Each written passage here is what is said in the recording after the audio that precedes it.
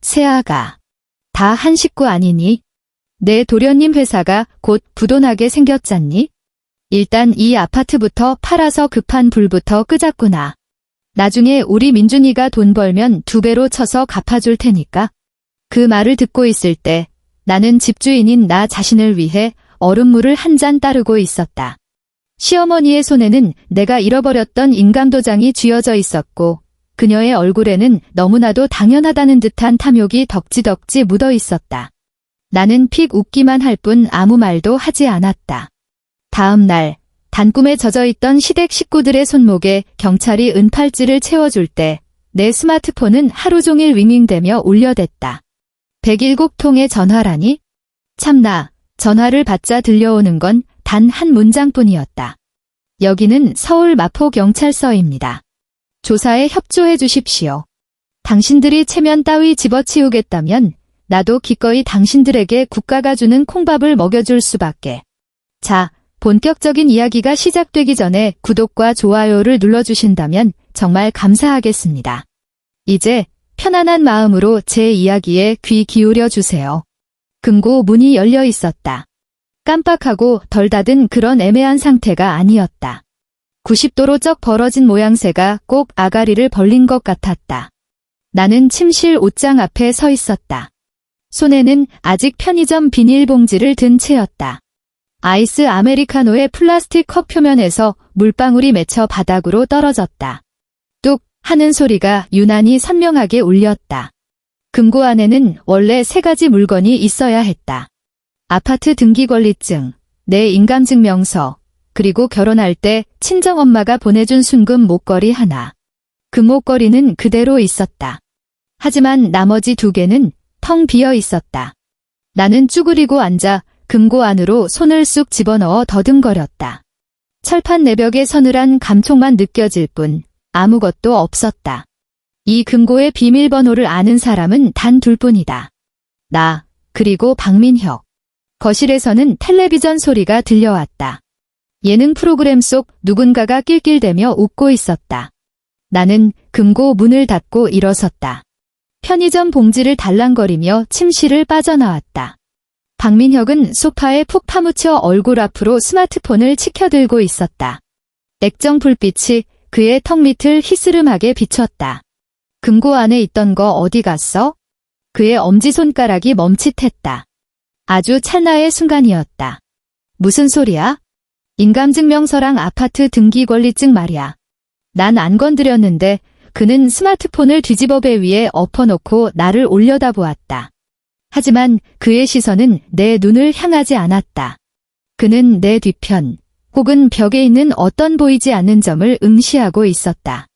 결혼 생활 3년, 나는 박민혁이 거짓말하는 모습을 수도 없이 보아왔다. 그는 거짓말을 할 때면 늘 같은 버릇을 보였다. 대답을 지나치게 빨리 하고 곧바로 전혀 상관없는 화제로 말을 돌리는 것. 밥은 먹었어?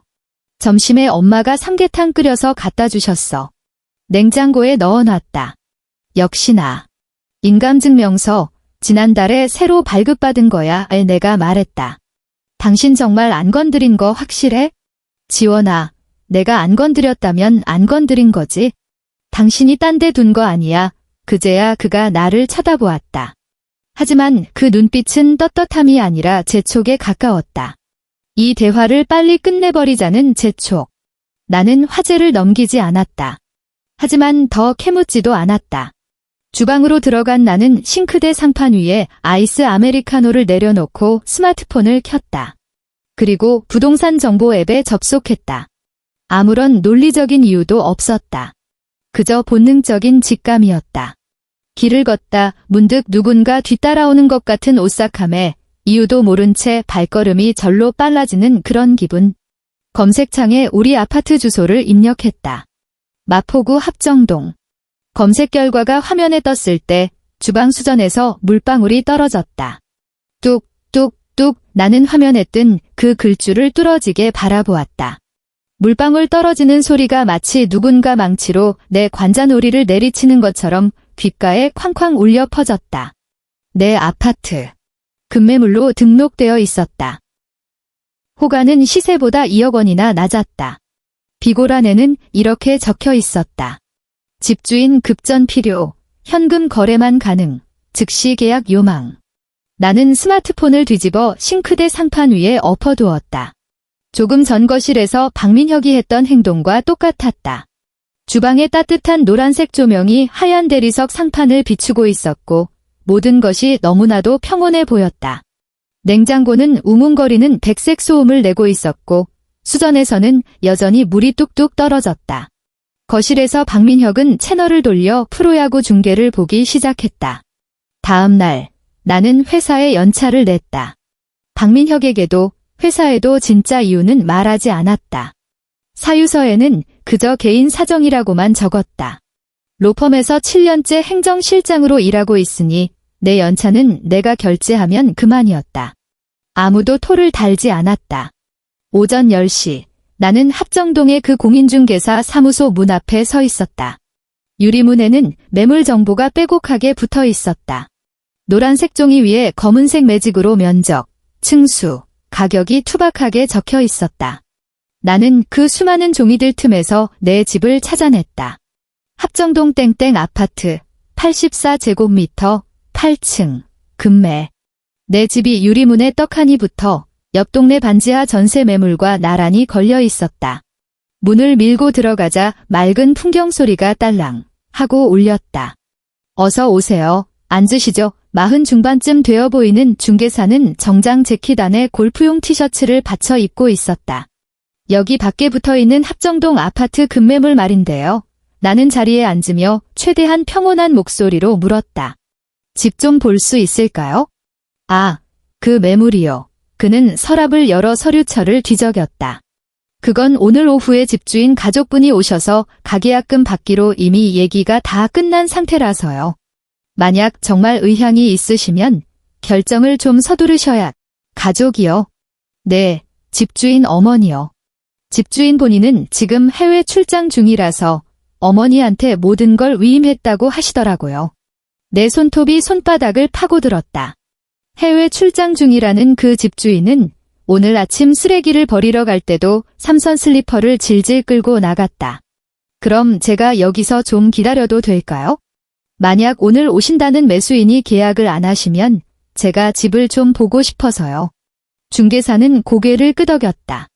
그는 종이컵에 믹스커피를 타서 내왔다. 너무 뜨거워서 나는 손에 쥐고만 있을 뿐 마시지는 않았다. 나는 중개사무소 창가 구석 자리에 앉아 40분을 기다렸다. 오후 1시 15분 입구의 풍경이 다시 울렸다. 시어머니가 문을 열고 들어오는 순간 나는 하마터면 그녀를 알아보지 못할 뻔했다. 그녀의 외모가 변해서가 아니었다. 상황 자체가 너무나도 기가 막혔기 때문이다.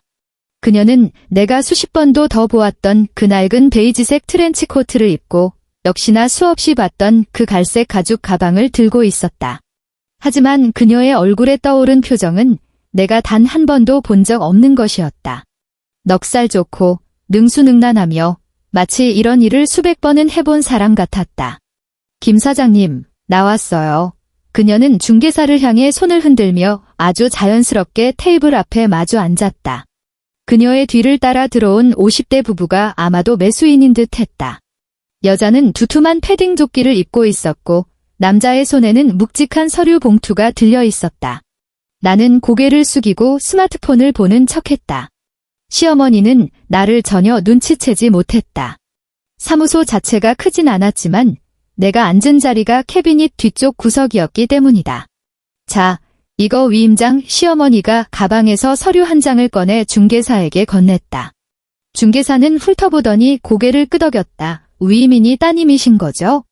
시어머니는 사람 좋은 미소를 지어 보였다. 그럼요. 내 배 아파 낳은 친딸이지. 지금 미국으로 출장을 가 있어서 가기 전에 나한테 싹 다 맡기고 서류 떼어주고 갔어요. 걱정 말아요. 우리 집안 일은 다 내 손바닥 안에서 돌아가니까. 내 친정엄마는 지금 인천에 계신다. 지난달 카카오톡 영상통화에서 요즘 또 무릎 관절이 쑤신다며 하소연을 하셨다.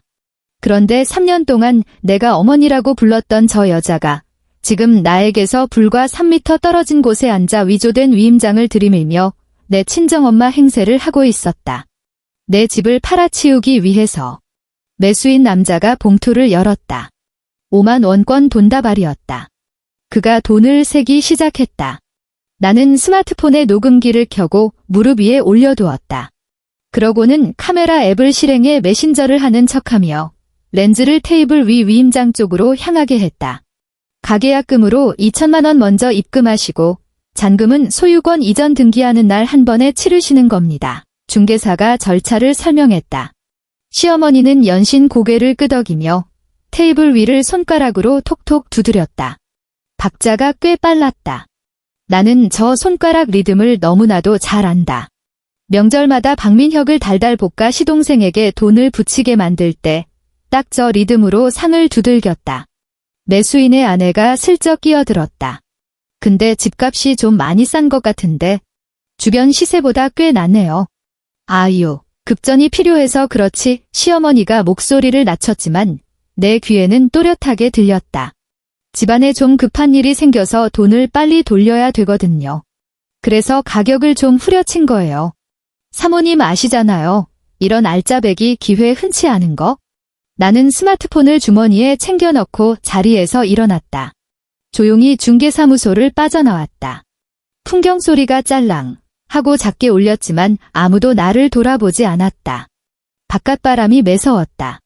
11월의 서울 하늘은 이미 잿빛으로 어두워져 있었다.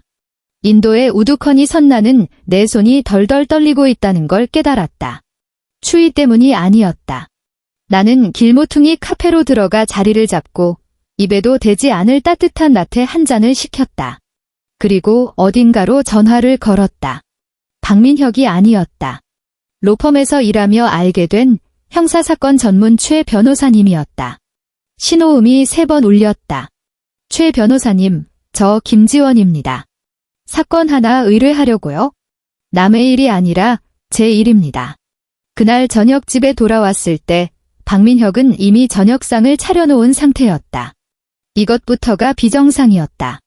결혼 생활 3년 동안 그가 밥을 차린 횟수는 한 손에 꼽을 정도였고 그나마도 항상 조건이 붙어 있었다. 자신이 무언가 찔리는 짓을 했을 때 식탁 위에는 밑반찬 4가지와 순두부찌개가 놓여 있었고 심지어 소주까지 한 병 까놓고 있었다. 그는 앞치마를 두른 채 주방 입구에 서서 나를 보며 웃었다. 그 웃음에는 알랑방귀, 얄팍한 떠보기, 그리고 내가 정확히 짚어낼 수 없는 무언가가 섞여 있었다. 왔어. 오늘 야근했나 보네?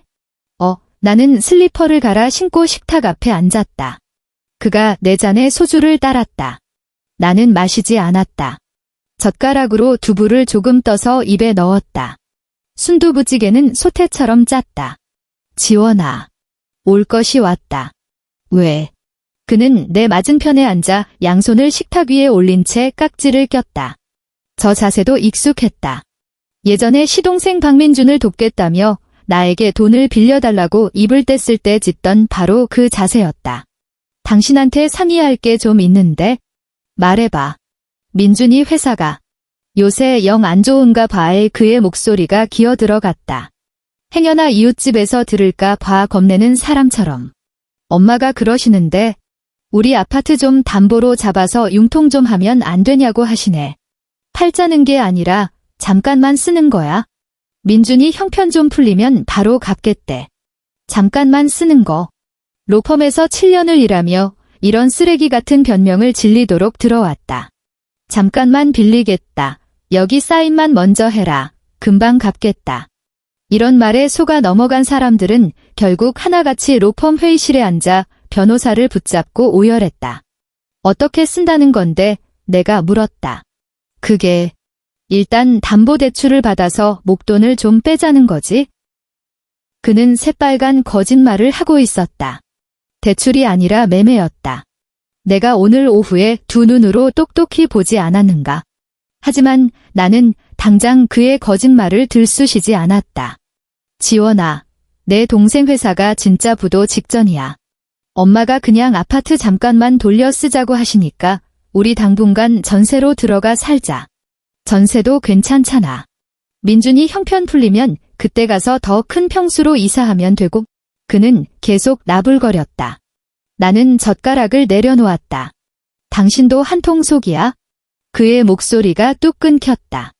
가스불을 안 껐는지 냄비 안에 순두부찌개가 끓어오르며 보글거리는 소리를 냈다. 냉장고 압축기가 돌아가며 낮게 웅웅거렸다. 무슨 한통속. 내가 무슨 말 하는지 알 텐데. 나는 그를 똑바로 쳐다보았다. 그의 시선이 갈 곳을 잃고 허둥지둥 내 얼굴에서 소주병으로 다시 옆에 놓인 리모컨으로 미끄러졌다. 사방팔방 눈알을 굴리면서도 나와 눈을 마주치지는 못했다. 10초가량의 정막이 흘렀다. 10초는 생각보다 긴 시간이다. 윗집에서 의자 끄는 소리가 선명하게 들릴 정도로 찌개의 거품이 커졌다가 다시 사그라드는 과정을 지켜볼 수 있을 정도로 긴 시간. 그는 그렇다고 대답하지 않았다. 하지만 아니라고 부인하지도 않았다. 밥이나 먹어. 그가 마침내 쥐어짜듯 한마디를 뱉고는 자리에서 일어나 제 밥그릇을 들고 주방으로 쏙 들어가 버렸다. 앞치마도 벗지 않은 채였다. 나는 식탁 앞에 앉아 그가 손수 차려놓은 밑반찬 4가지를 물끄러미 바라보았다. 시금치나물, 어묵볶음, 단무지 무침, 그리고 김 한 접시. 아마 이것이 오늘 그가 쥐어짜낸 최대한의 성의일 것이다. 김접시 옆에 놓인 내 소주잔에서는 알코올이 서서히 증발하며 유리 표면에 야은 안개가 끼고 있었다. 나는 스마트폰을 꺼내 메모장 앱을 열고 한 줄을 타이핑했다. 최 변호사님 내일 오후 3시. 그러고는 자리에서 일어나 식탁을 치우기 시작했다. 그가 차린 밥상의 뒷정리는 언제나 내 몫이었다. 결혼 3년 동안 이 패턴은 단 한 번도 변한 적이 없었다. 그날 밤 나는 악을 쓰거나 소리를 지르지 않았다. 박민혁이 샤워를 마치고 나왔을 때 나는 이미 현관에 캐리어를 내어놓은 상태였다. 기내용 20인치 캐리어. 안에는 3일치 갈아입을 옷과 노트북, 충전기, 그리고 금고에 덩그러니 남아있던 순금 목걸이를 챙겨 넣었다. 당신 뭐해? 그의 머리카락은 아직 축축했고 목덜미를 타고 물방울이 뚝뚝 떨어지고 있었다. 회사에서 갑자기 출장이 잡혔어. 내일 아침 첫 비행기야. 어디로? 부산. 그는 더 이상 캐묻지 않았다. 찔리는 게 있는 인간은 상대방이 되물을까 두려워 길게 파고들지 못하는 법이다. 그는 조심해서 다녀오라는 영혼 없는 한마디만 남기고 침실로 들어가 버렸다. 방문이 닫히는 소리는 소름 끼치게 조용했다. 나는 캐리어를 끌고 집을 나섰다. 내 등 뒤에서 도어록이 띠띠띠 삐 하고 잠기는 소리가 났다. 호텔은 마포구청역 근처로 잡았다. 택시로 10분 거리였다. 프런트 직원은 6층 방을 배정해 주었다. 창밖으로는 한산한 골목길이 내려다 보였다. 나는 짐을 풀지도 않고 캐리어에서 노트북부터 꺼냈다. 침대 위에 자리를 잡고 앉아 자료들을 정리하기 시작했다. 스마트폰에 저장된 녹음 파일. 오늘 오후 공인중개사 사무소에서 녹음한 23분짜리 파일이었다. 시어머니의 목소리는 아주 선명했다. 특히 내가 친엄마니까 내 말대로 하면 돼요 라고 짓거리던 그 대목. 사진첩에 들어있는 사진들. 테이블 위 위임장을 몰래 찍은 3장의 근접 사진. 각도는 조금씩 달랐지만 위임장 밑에 휘갈겨 쓴 서명은 한눈에 봐도 내 글씨체가 아니었다. 부동산 앱에서 캡처한 화면. 금매호가, 특이사항, 공인중개사 연락처까지 모조리 갈무리해 두었다. 그리고 결정적인 증거 하나 더. 나는 카카오톡을 열어 박민혁과의 대화창을 위로 쭉 올려보았다. 3주 전 그가 보낸 메시지가 있었다. 엄마가 서류 뗄 거 있다고 인감도장 잠깐만 빌려달래. 금방 돌려주신댈 당시 나는 회의 중이라 무슨 서류? 라고 짧게 답장했고 그는 읽고도 답이 없었다. 그러다 나도 바빠서 까맣게 잊고 지냈다. 어제 금고를 열어보기 전까지는 나는 이 대화 내용까지 깔끔하게 캡처했다. 모든 파일을 하나의 압축 폴더로 묶어 최 변호사님의 이메일로 전송했다. 발송 완료 창이 뜬 시간은 밤 11시 43분. 호텔방의 히터가 너무 빵빵하게 돌아가는 바람에 공기가 건조해져 목구멍이 쩍쩍 갈라지는 듯 했다. 나는 얼음물을 한 잔 떠왔다. 창가에 서서 차가운 물을 들이켰는데 스마트폰 화면이 번쩍였다. 박민혁이 보낸 카카오톡이었다. 도착했어? 부산 춥다던데 옷 따뜻하게 챙겨 입고. 나는 화면을 3초간 빤히 내려다보기만 할 뿐 답장하지 않았다. 그리고 스마트폰을 무음으로 돌려버렸다. 다음 날 아침 8시, 나는 마포경찰서 로비에 서 있었다. 최 변호사님은 나보다 먼저 와 계셨다. 짙은 회색 정장 차림의 그는 검은색 서류철을 든 채 로비 자판기 옆에 서 있었다. 나를 발견한 그가 짧게 목례를 했다. 보내주신 자료는 꼼꼼히 확인했습니다. 그는 서류철을 펼치며 목소리를 낮췄다. 먼저 사실관계부터 명확히 하죠. 이 아파트, 명의자가 김지원 씨 단독으로 되어 있습니까? 네, 결혼 전에 제 개인 자금과 대출을 껴서 매입했습니다. 지분 100% 온전히 제 명의입니다. 위임장이나 비슷한 서류에 서명해 주신 적은 단 한 번도 없으시고요. 전혀 없습니다. 좋습니다. 그는 서류철을 덮었다. 사문서 위조 및 위조 사문서 행사, 사기, 그리고 특수절도. 인감증명서와 집문서가 개인 금고에서 털렸으니 친족상도례의 여지가 있긴 합니다만 부동산 거래가 얽혀 있어 성질이 많이 다릅니다. 정말로 고소장 접수하시겠습니까? 네, 하겠습니다. 상대방이 시어머니입니다만. 알고 있습니다. 그가 나를 지그시 쳐다보았다. 내 의지를 의심해서가 아니라 다짐을 확인하는 눈빛이었다. 로펌에서 일하다 보면 여기까지 와놓고 막판에 마음이 약해져 발을 빼는 의뢰인들을 숱하게 본다. 최 변호사님 역시 그런 꼴을 한두 번 본 게 아닐 것이다. 그럼 들어가시죠. 조서 작성 과정은 내 예상보다 훨씬 수월했다. 나는 수사관 앞에 앉아 1시간 반 동안 사건의 전말을 시간순으로 또박또박 진술했다. 녹음 파일, 화면 캡처, 현장 사진까지 전부 제출했다. 30 초반쯤 되어 보이는 짧은 단발의 여성 수사관은 감정 변화 없이 무미건조한 표정으로 엄청난 속도로 키보드를 두드렸다. 그녀의 질문은 매우 날카롭고 핵심을 찔렀다. 위조된 위임장에 본인의 도장이 찍혀 있었습니까? 실물을 확인하진 못했지만 몰래 찍은 사진으로 봤을 때 서명은 제 필적이 확실히 아니었습니다. 도장의 경우 제 인감도장이 금고에서 통째로 사라진 상태입니다. 그 금고의 비밀번호를 알고 있는 사람이 또 있습니까? 제 남편입니다. 남편분은 이 상황을 인지하고 계셨습니까? 나는 아주 잠깐 1초 정도 뜸을 들였다. 알고 있었습니다. 시어머니가 이 짓을 꾸미고 있다는 걸 인정했고 심지어 저를 설득해 아파트를 넘기려고 시도했습니다. 수사관의 손가락이 키보드 위에서 멈칫하더니 이내 다시 타닥타닥 소리를 내며 진술을 타이핑했다. 조서에 지장을 찍고 일어났을 때는 벌써 10시가 다 된 시간이었다. 최 변호사님이 옆에서 법리적 소견을 덧붙였다. 피해 금액이 호가 기준 7억 원을 넘어가며 위조된 위임장으로 선의의 제3자인 매수인을 기망했으므로 특정경제범죄 가중처벌 등에 관한 법률상 사기죄 요건에 완벽하게 부합한다는 내용이었다. 진술실을 걸어 나오며 최 변호사님이 내게 툭 던지듯 말했다. 마음 단단히 먹으셔야 할 겁니다. 앞으로가 진짜 고비일 테니까요. 법적인 싸움이 아니라 사람 사이의 진흙탕 싸움 말입니다. 나는 묵묵히 고개를 끄덕였다. 굳이 그의 조언이 아니더라도 이미 각오한 바였다. 이게 얼마나 피 말리는 싸움이 될지는 어젯밤 호텔방에서 그에게 증거자료를 첨부해 메일 전송 버튼을 누르던 순간 이미 뼛속 깊이 새겨두었다. 경찰의 일처리는 내 예상보다 훨씬 빨랐다. 그날 오후 수사관에게서 전화가 걸려왔다. 김지원 씨, 방금 공인중개사 측과 연락해서 거래 내역 전부 확인했습니다. 그리고 피의자 한영자, 여성, 63세, 방금 출석 요구서 발송했습니다. 출석 요구서. 그 5글자.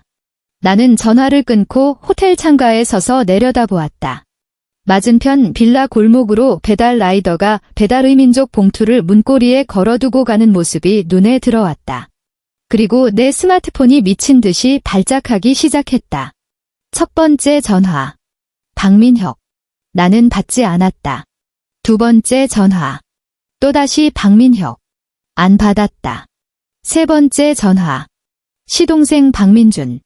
내 연락처에는 민준이라고 저장되어 있다. 이름 뒤에 찍힌 그 딱딱한 마침표는 작년 추석에 내게 300만 원을 빌려달라고 손을 벌렸다가 단칼에 거절당한 이후에 내가 홧김에 찍어버린 것이었다. 물론 씹었다. 4번째 전화. 박민혁. 5번째 전화. 또 박민혁. 6번째 전화. 저장되지 않은 번호. 10중 8구 시아버지일 것이다. 그 다음부터는 전화가 한 통씩 오는 게 아니라 폭격처럼 쏟아지기 시작했다. 침대 협탁 위에 올려둔 스마트폰이 제 스스로 뒤집히지도 못한 채 바둥거리는 벌레처럼 징징대며 진동했다. 액정 위로 이름들이 정신없이 교차했다. 박민혁, 박민준, 박민혁, 모르는 번호, 박민혁. 스마트폰을 뒤집어 협탁 위에 엎어두었다. 욕실로 들어가 찬물로 세수를 했다. 물은 얼음장처럼 차가웠고 수건에서는 호텔 세탁물 특유의 규격화된 냄새가 났다. 깨끗하고 낯설며 그 누구와도 얽혀있지 않은 냄새. 욕실에서 나왔을 때 부재중 전화 숫자는 이미 30일로 훌쩍 뛰어올라 있었다. 카카오톡에 읽지 않은 메시지도 수북하게 쌓이기 시작했다. 나는 앱을 열어보지 않았다. 그저 알림창에 뜬 내용만으로도 어떤 개소리들이 적혀 있는지 훤히 보였으니까. 박민혁이 보낸 메시지가 줄을 이었다. 지원아, 너 어디야? 왜 경찰에 신고를 해? 우리 엄마잖아. 너 미쳤어. 제발 전화 좀 받아봐. 시동생 박민준도 마찬가지였다. 형수님, 말로 좋게 풀 수 있잖아요. 경찰서까지 갈 일은 아니지 않습니까? 형수님 제 사정 아시잖아요. 저 회사 진짜 무너지기 직전입니다. 모르는 번호로 온 문자도 있었다. 지원아, 내 애미가 잘못한 거 애비도 안다. 그래도 일단 고소는 취하하고 우리 만나서 찬찬히 얘기 좀 하자. 나는 단 한 통에도 답장하지 않았다. 해가 질 무렵이 되자 부재중 전화 숫자는 76으로 바뀌어 있었다. 나는 메모장 앱에 그 숫자를 적어두었다. 대단한 이유가 있어서가 아니라 그저 일종의 직업병 같은 습관이었다. 로펌에서 오래 일하다 보니 사소한 것 하나라도 무조건 기록으로 남기려는 버릇이 생긴 탓이다. 밤 9시 107번째 전화가 걸려왔을 때 액정에 뜬 발신자는 박민혁이었다. 나는 1초 정도 망설이다가 통화 버튼을 눌렀다. 지원. 그의 목소리는 푹 쉬어 있었다. 불쌍한 척하려고 일부러 꾸며낸 소리가 아니라 정말로 하루 종일 너무 많은 말을 쏟아내서 목이 완전히 상해버린 그런 쇳소리였다. 경찰에서 엄마 구속영장 청구한대. 민준이 회사도 지금 난리가 났고. 너 어디야? 어디 있는지 말만 해. 내가 지금 당장 그리로 가서 얼굴 보고 얘기. 박민혁, 내 목소리는 내 생각보다 훨씬 더 차분했다. 내가 지금 찾아야 할 사람은 내가 아니라 변호사야. 나는 그대로 전화를 끊어버렸다. 그리고 딱 한 가지 일을 더 했다. 스마트폰 설정에 들어가 박민혁, 박민준, 그리고 그 모르는 번호까지 깡그리 수신 차단 목록에 쳐넣어 버렸다. 스마트폰 화면이 까맣게 죽고 정적이 찾아오자 호텔방이 갑자기 휑할 정도로 넓게 느껴졌다. 천장 구석의 히터 송풍구에서는 웅웅거리는 바람소리가 났고 텔레비전은 꺼져 있었다.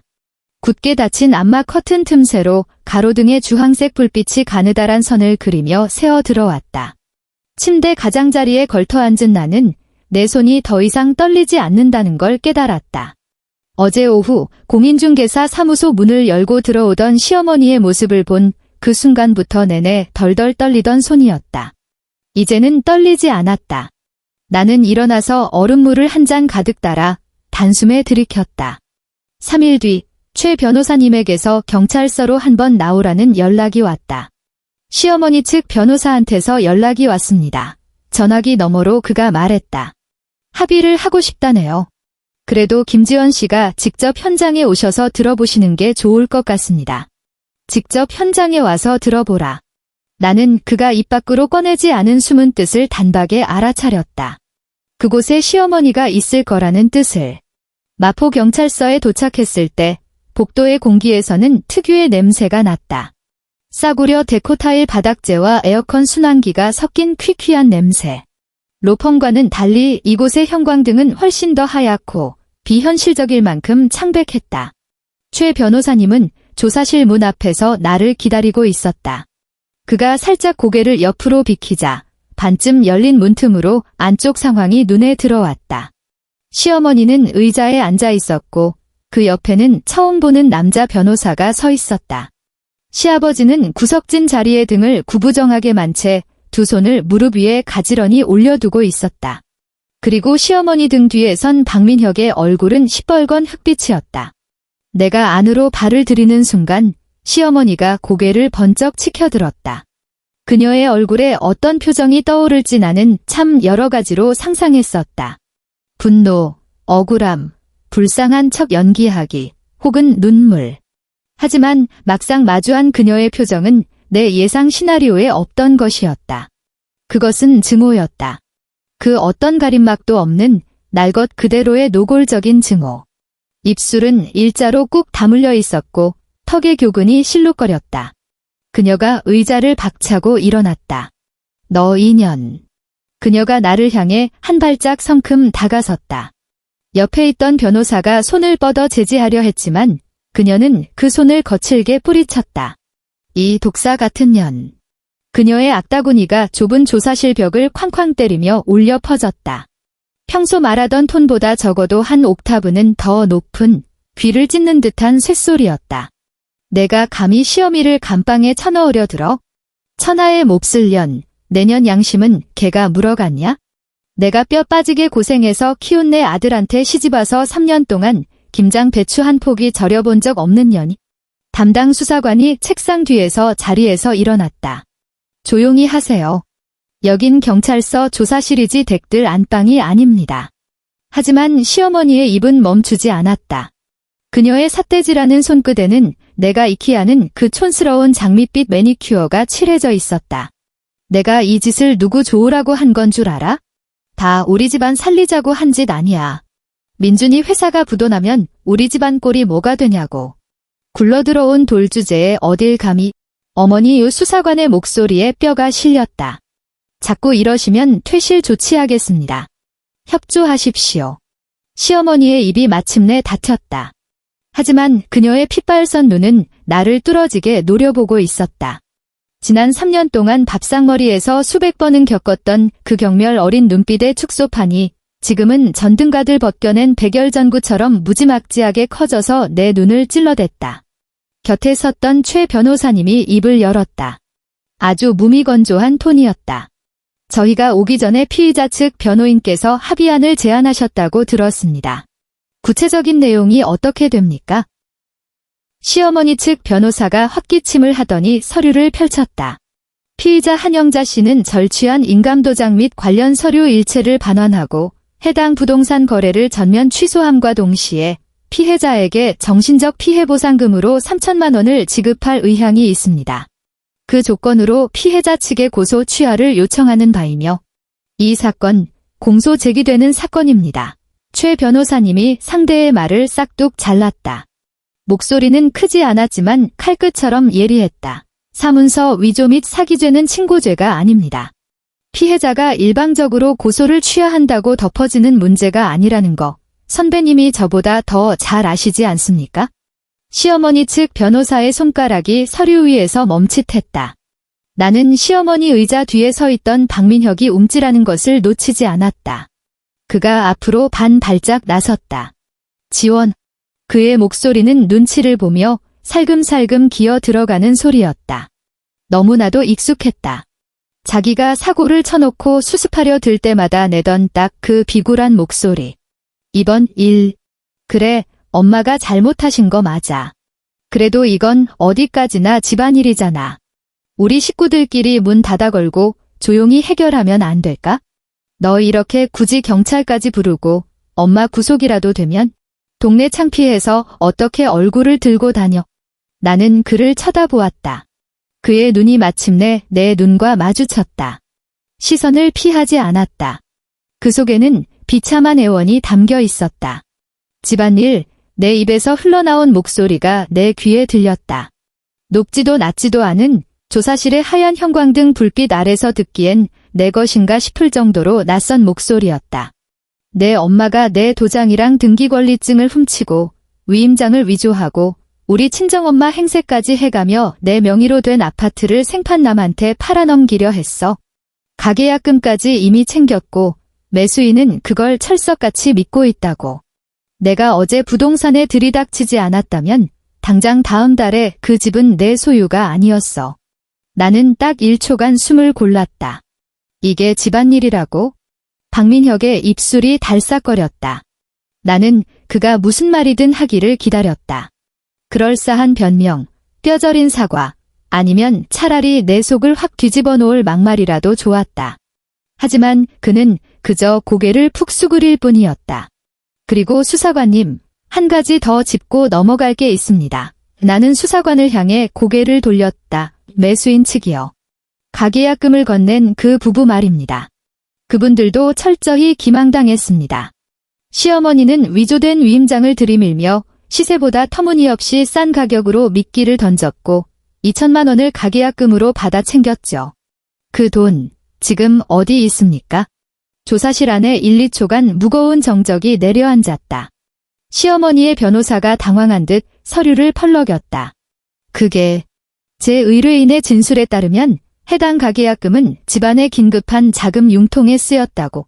시동생 박민준의 회사 빚막는데 털어넣었겠죠. 안 그렇습니까? 내가 쏘아붙였다. 아무도 대답하지 않았다.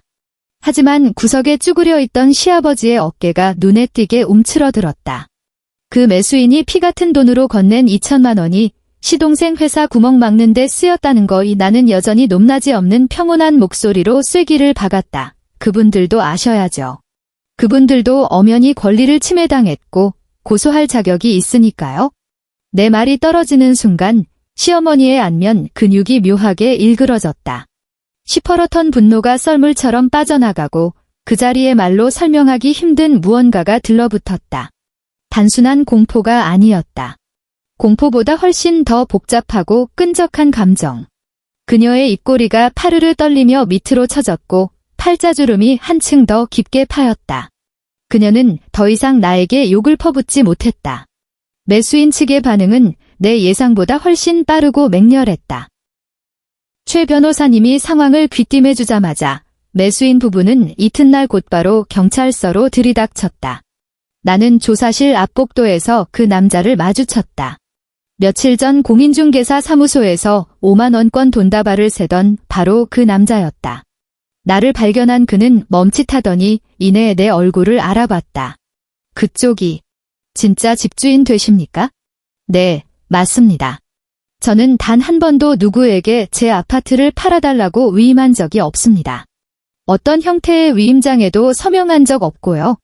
남자의 얼굴이 화투장처럼 불그락푸르락 달아올랐다. 나를 향한 분노가 아니라 이 어처구니 없는 사기극 자체를 향한 분노였다. 그의 곁에 선 아내의 손에는 은행 이체 내역서 뭉치가 빳빳하게 쥐어져 있었다. 2천만 원이 그가 이빨을 꽉 깨물며 말했다.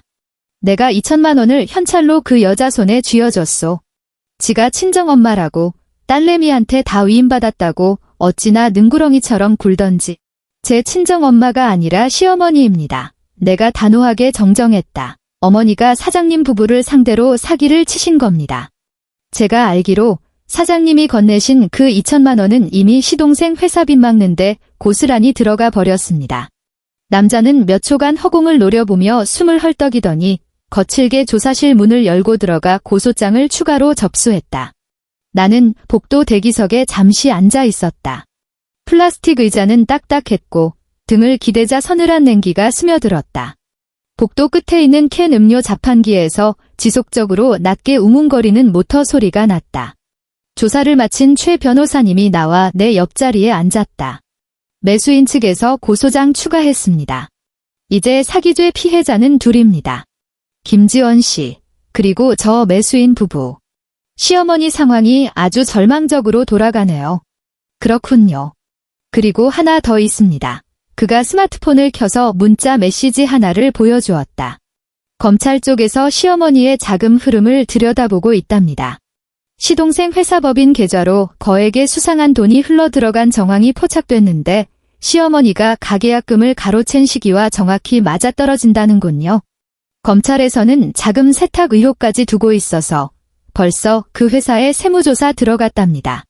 나는 아무 말도 하지 않았다. 최 변호사님이 스마트폰을 주머니에 챙겨 넣었다. 시동생분 회사, 이번에 완전히 날아갈 겁니다. 나는 가볍게 고개를 끄덕였다. 꼴 좋다는 통쾌함도 아니었고 그렇다고 측은한 마음도 아니었다. 그저 올 것이 왔구나 하는 건조한 확인일 뿐이었다. 박민준의 그 회사는 사실 2년 전부터 위태위태했다. 몇 달에 한 번 꼴로 박민혁은 밥상머리에서 민준이 요새 자금줄이 말랐나 봐 라며 운을 띄웠고 그때마다 시어머니는 밥을 씹으며 나를 힐끔거렸다. 그 힐끔거림의 의미는 명백했다. 맏며느리인 내가 돈줄 좀 대줘야 하는 거 아니냐? 나는 이미 여러 번 그 돈줄 노릇을 했다. 결혼 첫 해에 500만 원을 뜯겼고 이듬해에 또 300만 원을 뜯겼다. 겉으로는 빌려준다는 명목이었지만 박민혁의 입에서 갚겠다는 단어가 나온 적은 단 한 번도 없었다. 그리고 결혼 3년 차, 이제 푼돈을 빌려 쓰는 것조차 감질났는지 아예 내 집을 통째로 집어삼키려 든 것이다. 최 변호사님, 내가 입을 뗐다. 이혼 소송 진행하겠습니다. 그는 별로 놀라는 기색이 아니었다. 남편분이 이 사건에 깊이 관여했다는 정황, 증명하실 수 있겠습니까? 3주 전에 카톡으로 건마가 인감도장 잠깐만 빌려달래라고 보낸 메시지 캡처본 묶어서 보내드렸었죠. 금고 비밀번호는 세상에서 딱 우리 둘만 알고요. 그리고 제가 추궁했던 그날 밤, 그 인간은 자신이 한통속이라는 걸 굳이 부정하지 않았습니다. 충분합니다. 최 변호사님이 말했다. 형사상 공범으로 엮어 콩밥을 먹이긴 힘들지 몰라도 이혼 소송에서는 유책 배우자로 낙인 찍기에 차고 넘칩니다. 재산 분할과 위자료 청구 소송에서 압도적으로 유리하게 작용할 겁니다. 그가 잠시 말을 멈췄다. 접근 금지 가처분 신청도 같이 진행하시겠습니까? 네, 해주세요. 그 이후의 일들은 마치 빨리 감기 버튼을 누른 것처럼 일사천리로 진행되었다. 검찰은 시어머니를 정식으로 기소했다. 공소장에 적힌 죄명은 길고 묵직했다. 사문서 위조 및 위조 사문서 행사, 사기, 특수절도. 최 변호사님이 공소장 핵심 페이지를 사진으로 찍어 보내주었을 때 내 시선은 피해자 란에 머물렀다. 거기에는 2명의 이름이 나란히 적혀 있었다. 하나는 내 이름, 다른 하나는 매수인의 이름이었다. 시동생 박민준의 회사는 세무조사 결과 상상을 초월할 정도로 썩어 있었다. 3년 전부터 법인 장부의 출처를 알 수 없는 돈이 쉴 새 없이 오고 간 정황이 포착된 것이다. 수면 아래 감춰져 있던 구린내 나는 돈의 흐름이 시어머니가 집어넣은 2천만 원이라는 꼬리표를 검찰이 훅 잡아당기자 스웨터 올이 풀리듯 와르르 쏟아져 내렸다. 법원은 즉각 박민준의 회사를 가압류했다. 집행관들이 들이닥쳐 새빨간 압류 딱지를 덕지덕지 붙이던 날, 박민준은 회사 문짝 앞에 선 채로 담배를 한 갑이나 피워댔다고 한다. 최 변호사님을 통해 건너들은 이야기였다. 나는 현장에 가지 않았고 가고 싶은 마음도 추호도 없었다. 박민혁은 최 변호사님을 찾아가 사적으로 협상을 시도했다. 최 변호사님이 그의 구질구질한 말을 전해주었다. 어머니한테 억지로 휘둘렸을 뿐 자기가 주도한 게 절대 아니라고 변명하더군요. 자기는 아직도 아내를 사랑한다고 전해달랍니다. 내가 최 변호사님에게 물었다. 그래서 뭐라고 답하셨습니까? 법정에서 뵙자고 했습니다. 이혼 소송은 서울가정법원에서 열렸다. 그날은 3월 중순, 서울의 바람은 여전히 쌀쌀했지만 길가의 개나리는 이미 샛노란 꽃망울을 틔우고 있었다. 법정 안은 난방을 빵빵하게 틀어놓아 훈훈했다. 나는 아주 중요한 자리에만 꺼내 입는 짙은 네이비색 정장을 챙겨 입고 머리를 단정하게 하나로 묶었다. 내 옆에 앉은 최 변호사님의 책상 위에는 야은 서류철 3개가 놓여 있었다. 얇았지만 단 한 장도 허투루 버릴 게 없는 치명적인 증거들이었다. 맞은편 피고석에는 박민혁이 앉아 있었다. 살이 쏙 빠져 턱선이 앙상하게 드러났고 눈 밑에는 시퍼런 다크서클이 반원 모양으로 짙게 깔려 있었다. 그의 변호사는 머리를 단정하게 빗어넘긴 나이 지긋한 남자였는데 재판 내내 표정 변화가 거의 없었다. 판사는 안경을 쓴 50대 여성으로 무척 차분하고 느릿한 어조로 재판을 진행했다. 최 변호사님은 법정에서 감정에 호소하는 신파극 따위는 연출하지 않았다. 그가 한 일은 아주 심플했다. 완벽한 타임라인에 맞춰 정리된 증거물들을 하나씩 차갑게 밀어넣는 것. 금고에서 털린 인감증명서와 등기권리증, 위조된 위임장, 공인중개사 사무소 내부의 CCTV 캡처 화면, 박민혁이 보냈던 카카오톡 메시지 캡처본, 매수인 부부의 추가 고소장, 그리고 시어머니의 형사재판 공소장까지. 그 모든 서류들이 책상 위에 펼쳐지자 굳이 구구절절 떠들지 않아도 증거들 스스로가 완벽하게 진실을 외치고 있었다. 최 변호사님은 딱 한 가지 내용에만 힘을 실었다. 그는 마지막 서류를 펼치며 건조하게 읽어 내려갔다. 혼인 기간 중 원고의 특유재산을 불법으로 처분하려는 모친의 범행에 피고가 가담하고 이를 묵인하였으며 장기간 시댁 식구들의 경제적 착취를 방조한 점을 근거로 원고는 정신적 피해보상금으로 위자료 5천만 원을 청구하며 아울러 혼인 후 공동재산에 대한 피고의 재산분할 청구권 포기를 강력히 주장하는 바입니다. 맞은편의 박민혁은 죄인처럼 고개를 푹 숙이고 있었다. 그의 변호사가 서류를 몇 장 뒤적거리며 입술을 달싹였지만 결국 아무런 말도 꺼내지 못했다. 판사가 양측을 번갈아 보더니 박민혁을 향해 단도직입적으로 물었다. 피고, 원고의 특유재산이 불법으로 처분될 뻔한 사실을 사전에 인지하고 있었습니까? 침묵이 흘렀다. 박민혁의 변호사가 그의 귓가에 대고 낮게 속삭였다. 박민혁이 체념한 듯 고개를 끄덕이더니 입을 열었다. 개미 기어가는 듯한 목소리여서 법정 마이크 볼륨을 최대로 키워야 겨우 들릴까 말까 한 소리였다. 알고 있었습니다. 법정 안에 2, 3초간 서늘한 정적이 맴돌았다. 나는 맞은편에 앉은 저 남자를 가만히 응시했다. 3년 전 결혼식장에서 나를 향해 해맑게 웃어 보이던 그 남자. 지금 그는 피고석 의자에 웅크려 수백 번은 빨아서 목이 다 늘어나 버린 낡은 티셔츠처럼 본래의 형체마저 잃어버린 몰골을 하고 있었다. 슬프지 않았다. 분노도 일지 않았다. 그저 지독하게 맑고 건조한 기분만이 남았다. 마치 지긋지긋한 독감을 앓고 난 뒤 막혀있던 코가 뻥 뚫리며 신선한 공기가 코 속으로 밀려 들어오는 듯한 그런 해방감이었다. 판결문이 나온 날 나는 로펌에서 야근을 하고 있었다. 최 변호사님이 카카오톡으로 스캔본을 보내왔다. 나는 모니터 화면에 파일을 띄워 스크롤을 14페이지까지 쭉 내렸다. 해당 아파트의 소유권은 원고에게 귀속된다. 그 한 줄이 가장 먼저 내 눈동자에 콱 박혔다. 트랙패드 위에 올려둔 내 손가락이 멈췄다. 더 이상 스크롤을 내리지 않았다. 나는 자리에서 일어나 탕비실로 걸어가 정수기에서 얼음물을 한 잔 받았다. 미세하게 손이 떨려 물방울 몇 개가 블라우스 소매 위로 툭 떨어졌다. 내 자리로 돌아와 얼음물을 시원하게 들이켜고 나서야 나머지 내용을 차분히 읽어 내려갔다.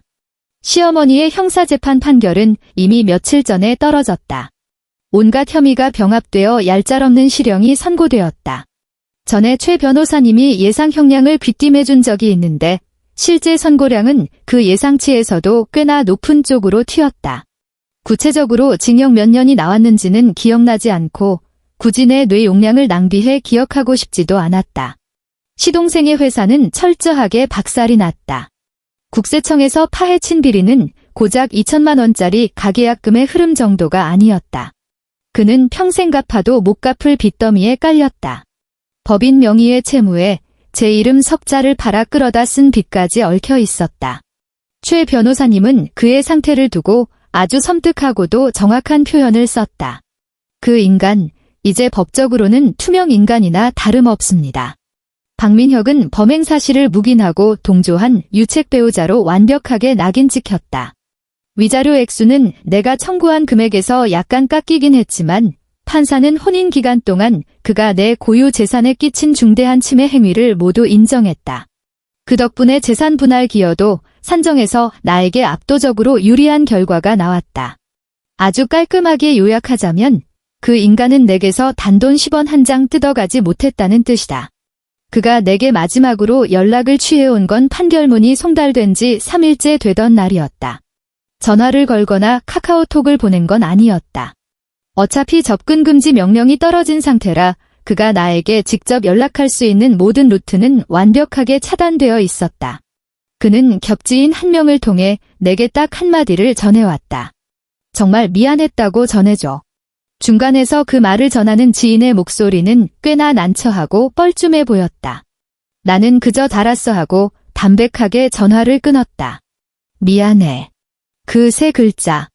3년의 결혼 생활, 내 금고에서 훔쳐간 도장, 내 어미 행세를 한 위임장, 징그럽게 울려대던 107통의 부재중 전화. 그 모든 미친 짓거리가 결국 저 가벼운 세 글자로 압축되었다.